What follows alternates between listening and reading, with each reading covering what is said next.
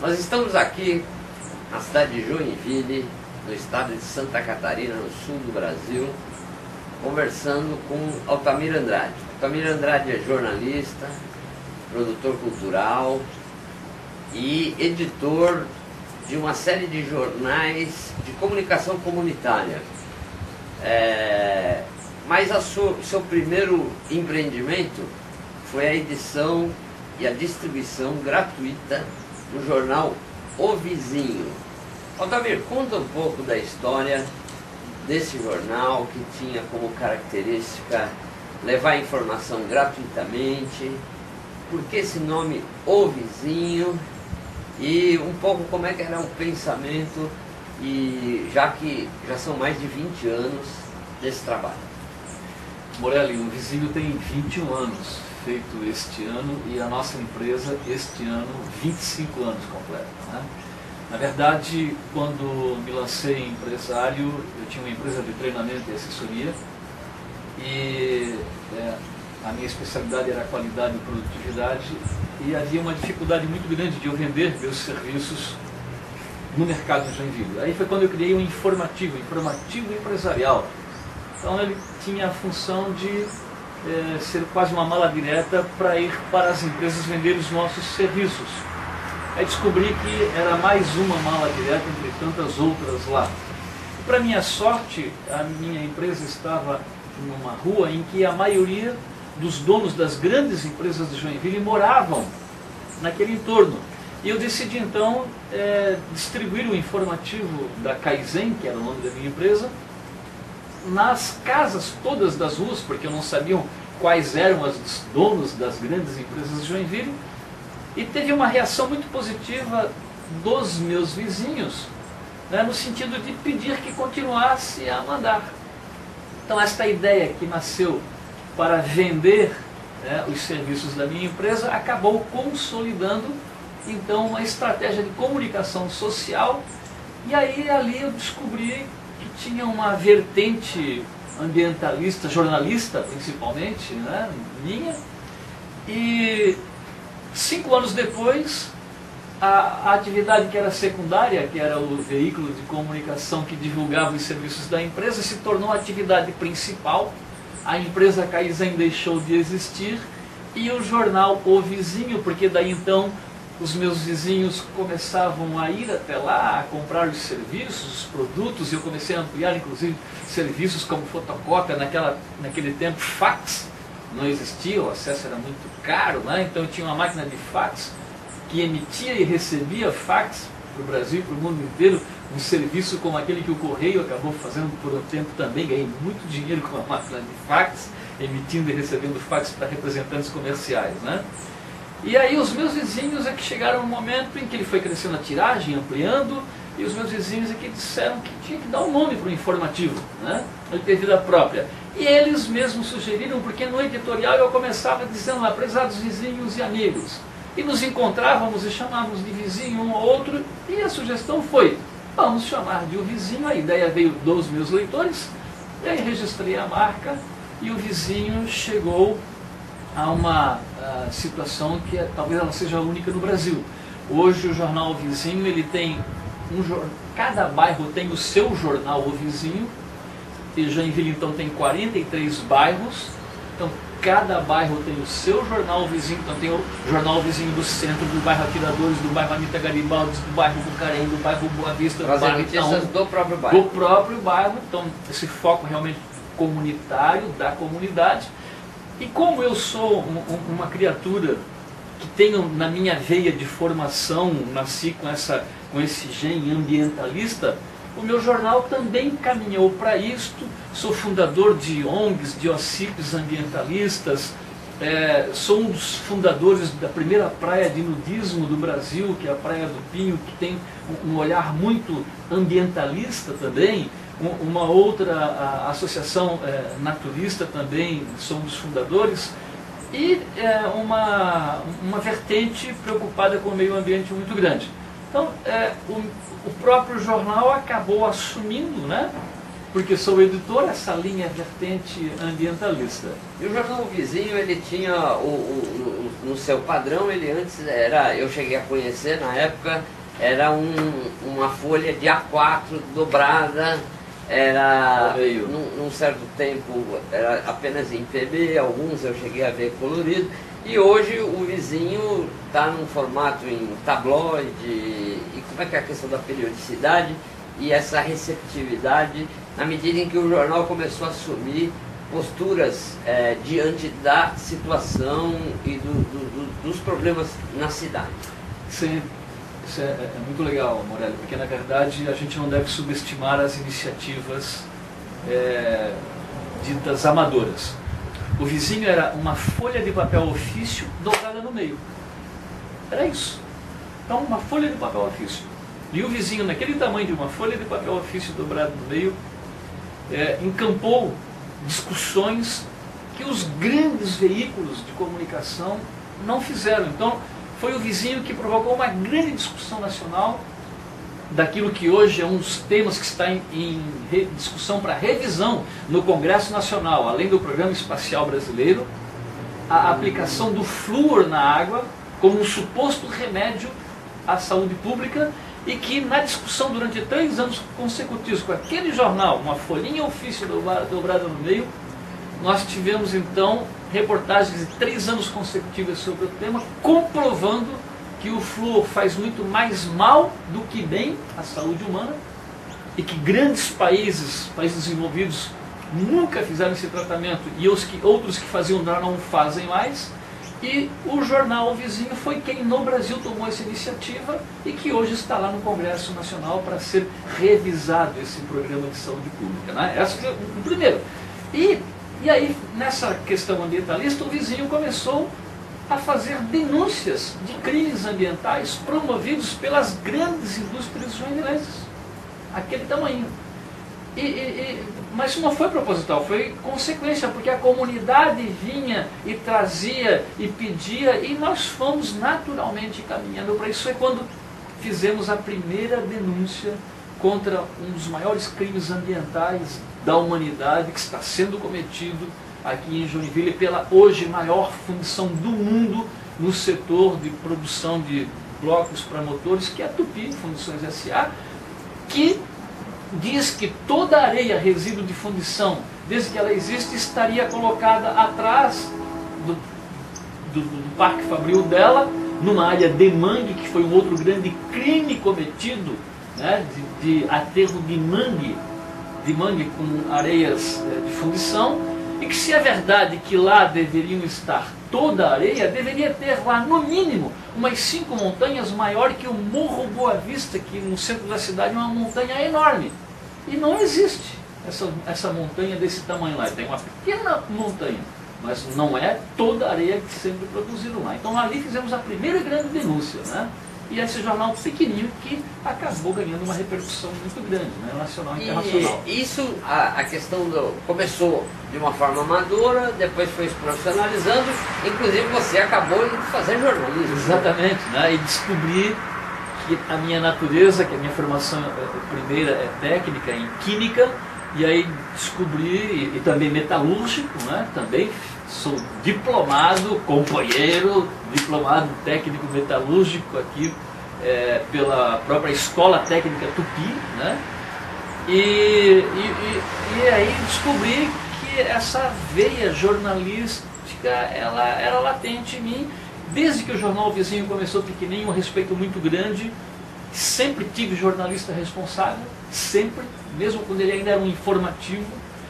E aí decidi então fazer uma faculdade de jornalismo que não tinha em Joinville, e nessa época eu era uma das lideranças da Associação Empresarial de Joinville, da SIG, presidente do Núcleo de Comunicação, liderei o movimento para trazer uma faculdade de jornalismo para Joinville, conseguimos isso, prestei vestibular, participei, entrei na primeira turma e fiquei devagar fazendo para dar conta, levei 10 anos para me formar, mas me formei jornalista profissional, com o meu diploma, e isso me deu inclusive muito mais segurança, no sentido de que eu comecei a praticar um jornalismo então, né, com uma competência muito maior, e o próprio jornal então sofreu transformações, saiu daquele tamanho pequenininho para o tamanho tabloide, né, e aí colorido, né? Então continua sendo um jornal pequeno, tem apenas 4 páginas, né? Em tamanho tabloide, cada jornal é do seu bairro, né? Cada bairro tem uma tiragem de 5.000 exemplares distribuídos gratuitamente de porta em porta, né? E o jornal vizinho acabou me dando um prêmio nacional, um prêmio do Sebrae, né? Ganhei um prêmio Talento, a primeira edição do prêmio Talento Empreendedor fui eu que ganhei com o jornal vizinho, Talento Empreendedor Catarinense, e uma menção honrosa de empresário de sucesso nacional, né? Agora deixa eu só para a gente fechar essa questão do jornalismo comunitário, aí a experiência acabou dando frutos, quer dizer, em algumas cidades vizinhas, próximas, claro, Joinville é um grande polo, é a cidade com maior população do estado de Santa Catarina, é um dos estados que, curiosamente, a capital perde para uma cidade do interior, é uma região polo do norte de Santa Catarina, e aí acabou surgindo essa demanda por outros jornais nos municípios do entorno, né? Quantos jornais vocês estão editando? Como é que está sendo essa lógica? Por causa da questão ambiental. Porque o grande problema ambiental de Joinville, ele se concentra na Baía da Bitonga, que é um ecossistema em que também afeta municípios como Garuva, Araquari, Balneário Barra do Sul, São Francisco do Sul e Joinville, né? E aí, nessa estratégia de fazer uma comunicação socioambiental com toda essa comunidade para os graves crimes ambientais, nós lançamos também o jornal Garuvense. E aí, já em tamanho tabloide, aí um jornalismo mais quase convencional, já com 8 páginas, né? Então, e quinzenário, e que inclusive com esse jornal, em 2 anos, nós já conquistamos 2 prêmios de jornalismo ambiental estadual, como o jornal Garuvense.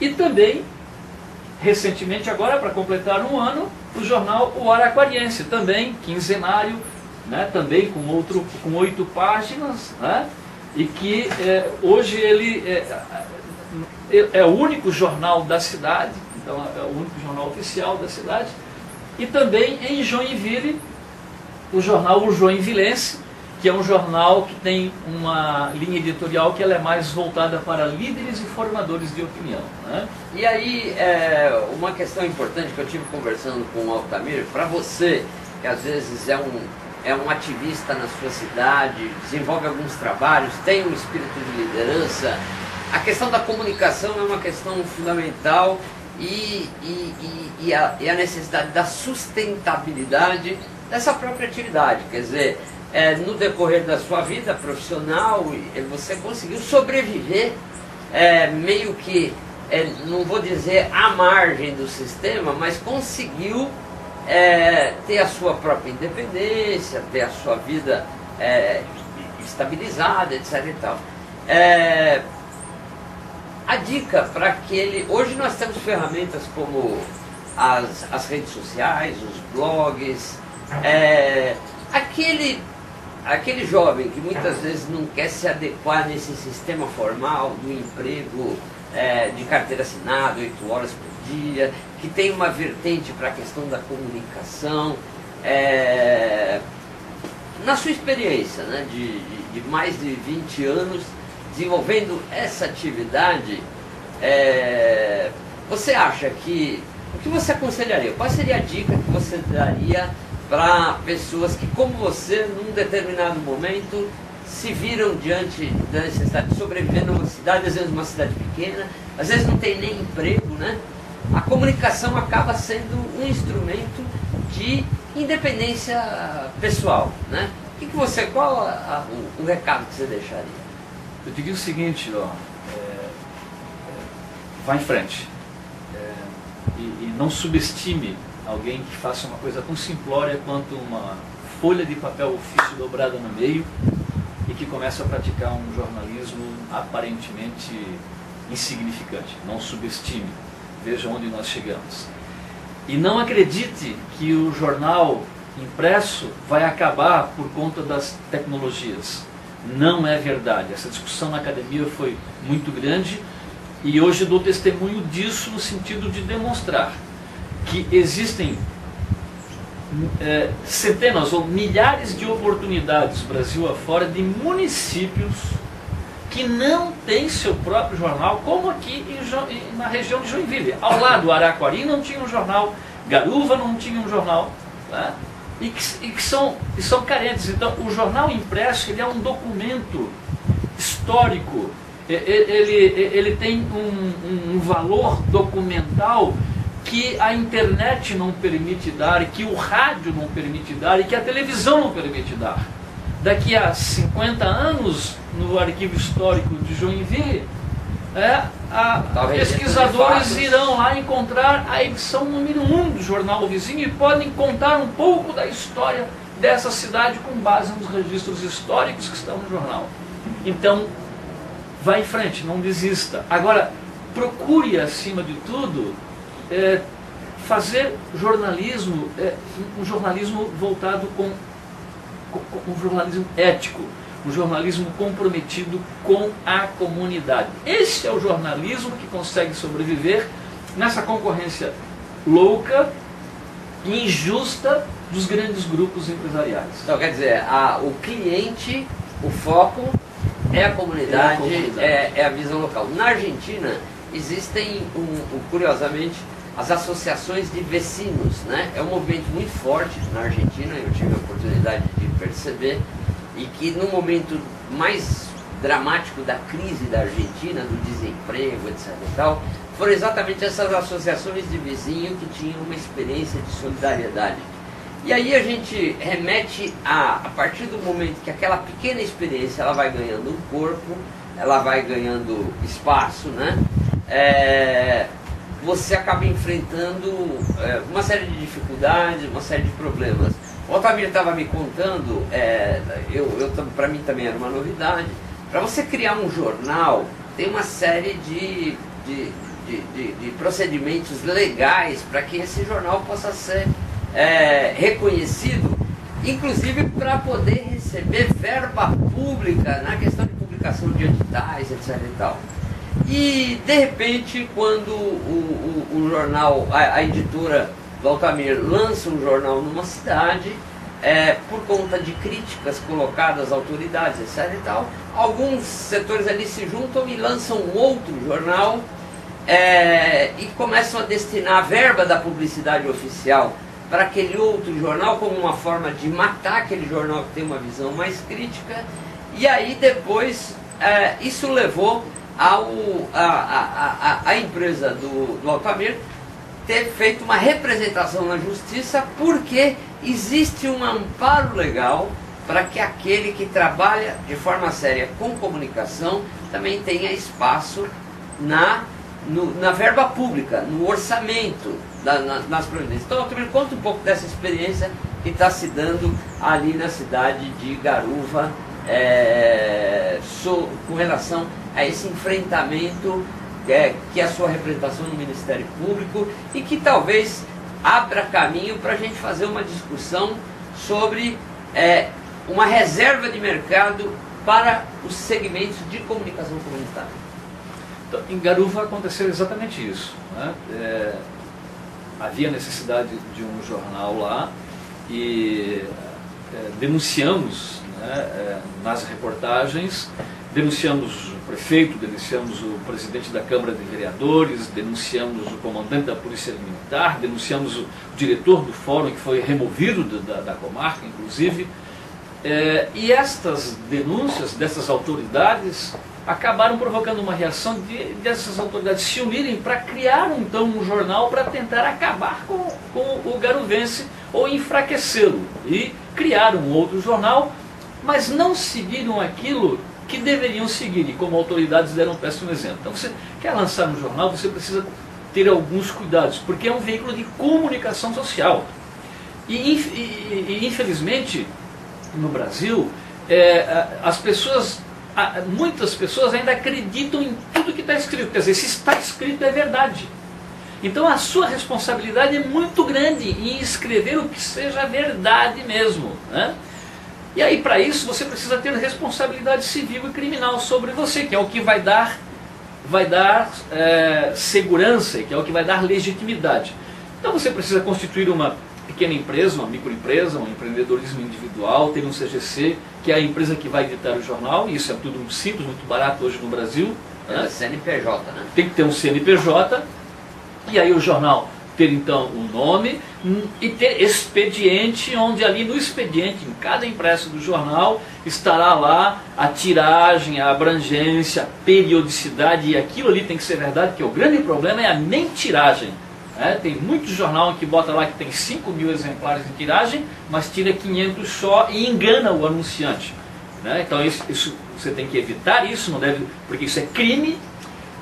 E existe uma lei que exige, no Código do Processo Civil, que exige que todo jornal precisa ter registro em cartório, documento, tem que ser um documento legal, registrado em cartório, justamente por essa questão do cartório de registro de títulos e documentos. Então você tem que pegar exemplar do jornal, ir até lá e registrar, dar o seu nome como responsável, e não precisa ser jornalista. Qualquer um pode fazer um jornal, ir no cartório e registrar, e falar quem é o responsável. Aí vai estar o seu nome, endereço, a tiragem, vai estar tudo lá. Por quê?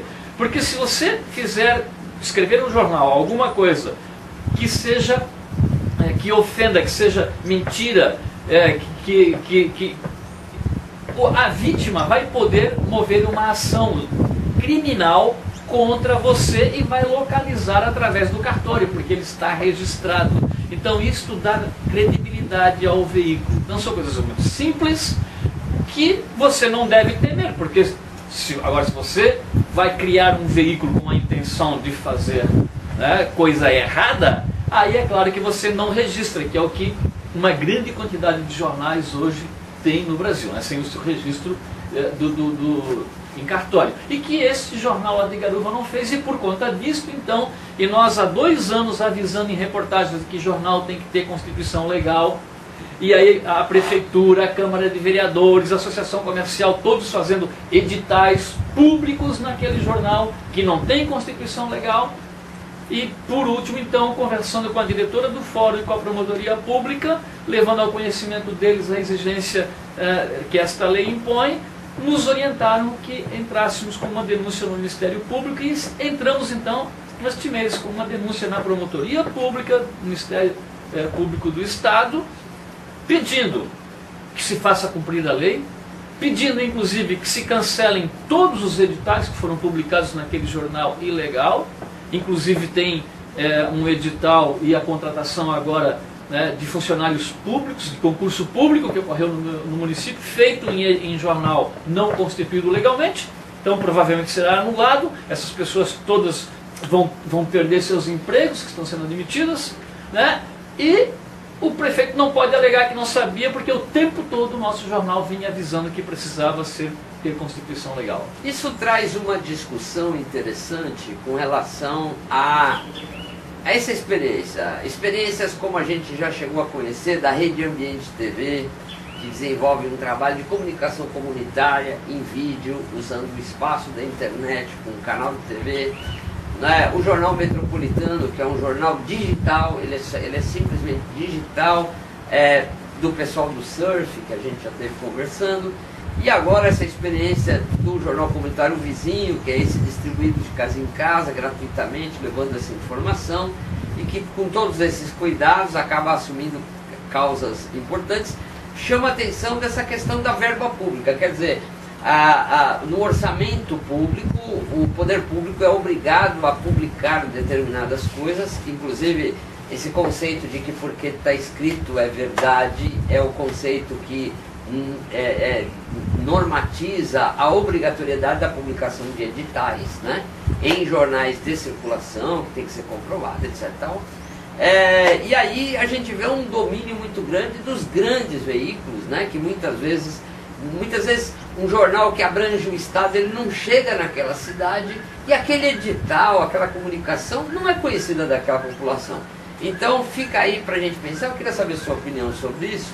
Essa questão da gente pensar na verba do orçamento público de comunicação, seja ele na forma impressa, através de campanhas de publicidade, como o próprio governo federal tem campanhas, tem agências que administram esse recurso público, que a gente pensasse aí uma legislação específica para os veículos de comunicação comunitária, sejam rádios comunitárias, sejam as TVs comunitárias, que possam utilizar o espaço dentro da internet, seja o jornalismo impresso comunitário. Como é que você vê com esses mais de 20 anos de experiência, para que eventualmente, até para o pessoal que está hoje na faculdade de jornalismo, não pensar que simplesmente você vai ter que trabalhar numa grande redação, que vai ter que seguir um manual de redação, que o manual de redação veio para acabar com a liberdade de expressão do próprio profissional, de escrever a matéria com a sua linguagem. Hoje você tem tudo normatizado, quer dizer, quase como um sistema industrializado, com formas específicas, da mesma forma que você vai fazer tijolo, eles vão vindo da forma. Hoje a imprensa, ela segue um ritual. Você vê que o jornalista da televisão, se você vê num canal e no outro canal, eles têm mais ou menos quase os mesmos tiques, quase mesma forma de falar, mesma forma de apresentar. Isso acaba massificando e não dando aquela coisa tão importante que é a diversidade. Talvez a gente pensar, da mesma forma como na questão da agricultura, o movimento dos agricultores familiares conseguiu recentemente aprovar uma legislação que obriga que 30% da verba de aquisição de produtos da merenda escolar, né, para alimentação das crianças, seja obrigatoriamente adquirida da agricultura familiar. Por que não a gente pensar que 30% da verba de comunicação tenha que ser obrigatoriamente investida em veículos de comunicação comunitária que estão no contato direto com aquela população? Morelli, essa iniciativa está atrasadíssima. Eu sou entusiasta desta ideia, e por duas razões. A primeira é porque a maioria dos acadêmicos, dos estudantes que fazem jornalismo, a maioria o faz pensando em um dia ocupar o lugar do William Bonner ou do Caco Barcelos. E são milhares todo ano que são formados. E só tem esses dois, dando como um exemplo extremo, mas que é a grande maioria. O grande potencial de oportunidade de trabalho, de emprego, de geração de renda está no jornalismo comunitário, em cada um. E não é só no jornal do bairro, jornal de associações, jornais de entidades de classe. Então, tem milhares de oportunidades de emprego e de geração de renda. E essa discussão para que se permita, que se obrigue, e o caminho é este, porque senão, como na agricultura familiar estaria desassistida, é genial. É genial porque hoje toda a mídia de governo, toda a verba de governo, que é bilionária, vai para os grandes grupos empresariais, né? E nós, da mídia chamada alternativa, do jornalismo comunitário, não vemos mídia de governo, né? Levamos, como o jornal vizinho levou, mais de 15 anos para receber a primeira mídia de governo. E aí se cria um movimento, uma associação, como esta que se propõe aqui, que serei um dos fundadores dela, só me convidar, né? Para reunir, então, essas iniciativas e também provocar dentro da própria academia discussão para que a academia se mobilize no sentido de ajudar a construir isto, porque estará criando a oportunidade de renda para os seus acadêmicos que se formam, e então haverá verba pública, 30% dessa verba pública para jornais de iniciativas comunitárias. É fantástico. Estaremos gerando uma oportunidade de emprego fantástica na área da comunicação no Brasil. Bom, nós vamos ficar por aqui nesse papo da comunicação.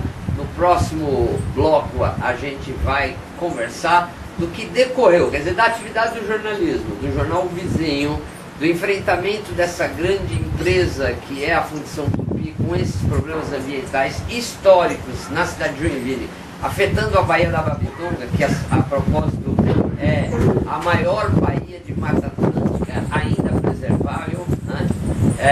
Um dos biomas culturais mais ameaçados no país.